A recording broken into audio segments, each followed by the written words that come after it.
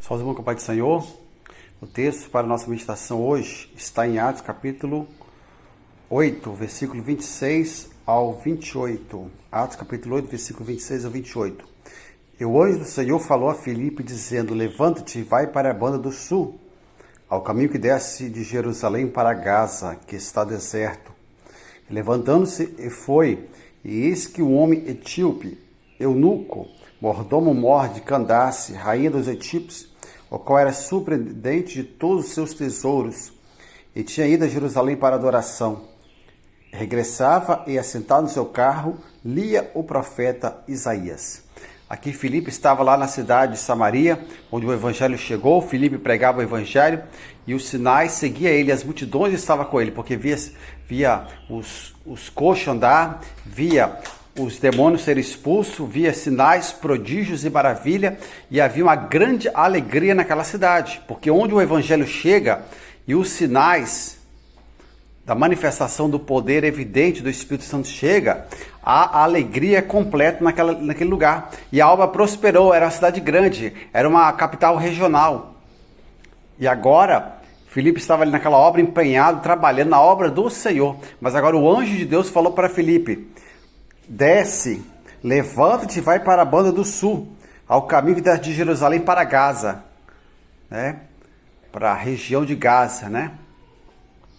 Aí uma coisa interessante, só fazendo uma correlação interessante, nesse conflito aí entre Israel e o Hamas, mostrando a cidade de Gaza. Existe a cidade de Gaza em si, e o lugar que os palestinos moram lá é chamada a faixa de Gaza, né?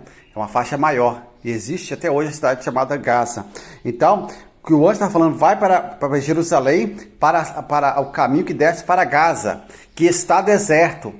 Olha só o comando, só deu a ordem: sai daí do lugar onde você está tendo fama, onde você está tendo prosperidade, onde você está tendo evidência, onde o trabalho está frutificando. Você chegou e o trabalho frutificou, agora sai daí, deixa com outro, quem sabe o outro vai tomar conta agora.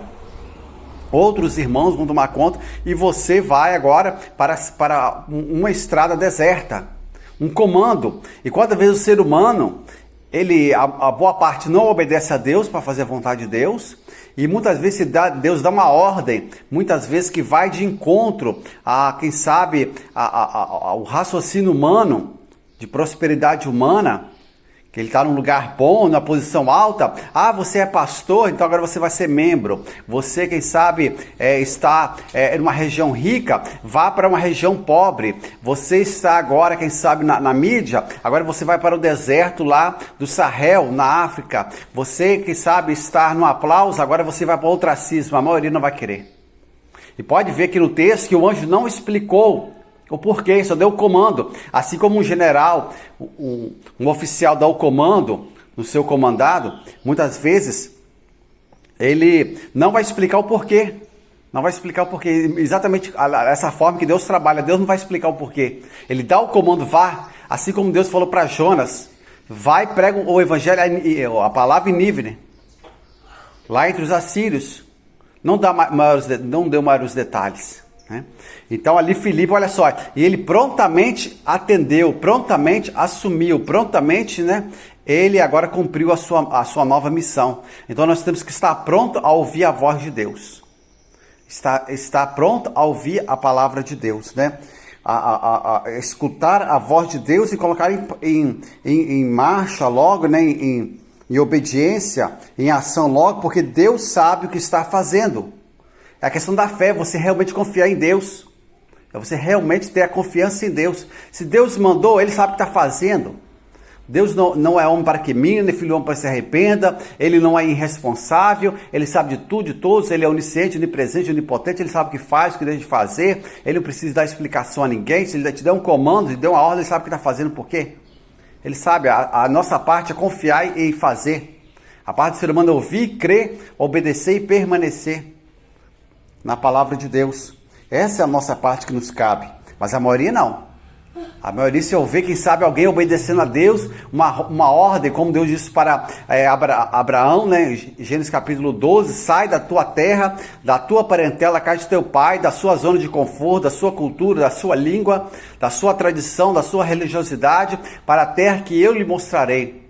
Saia do lugar mais rico para o lugar que eu vou te mostrar. Ainda eu vou te mostrar. A maioria não. Aí por isso que Deus falou, eu vou te abençoar grandemente, Abraão.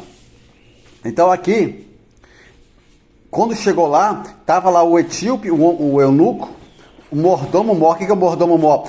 Fosse o ministro da economia, lá da rainha dos etíopes, né? Lá da Etiópia. Ele era superintendente de todos os tesouros, ou seja, o homem das finanças daquele país estava em Jerusalém para adoração, estava voltando para casa e ele estava sedento de Deus. Ele tinha ido adorar no templo dos judeus, e agora estava voltando e estava sedento de Deus. Olha Deus fazendo a articulação. Deus sabe se articular. Deus sabe se articular as coisas, né? Deus sabe de tudo, conhece tudo.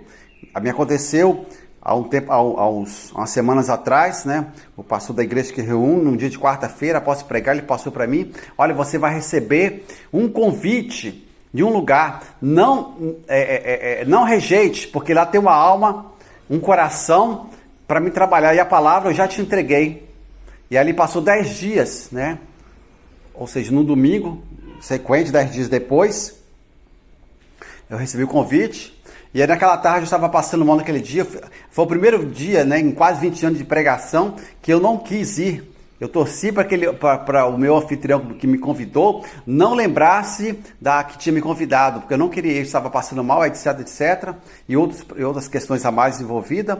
E ali ele entrou em contato, eu fui lá, preguei a palavra, e no final, depois que terminou o culto, a pessoa que estava lá, um homem que estava lá, foi chorando na frente para aceitar Jesus, querendo se render ao Senhor, mesmo que não fizemos apelo. A pessoa, né? Deus ali cumpriu a sua palavra, ou seja, Deus ele sabe se articular.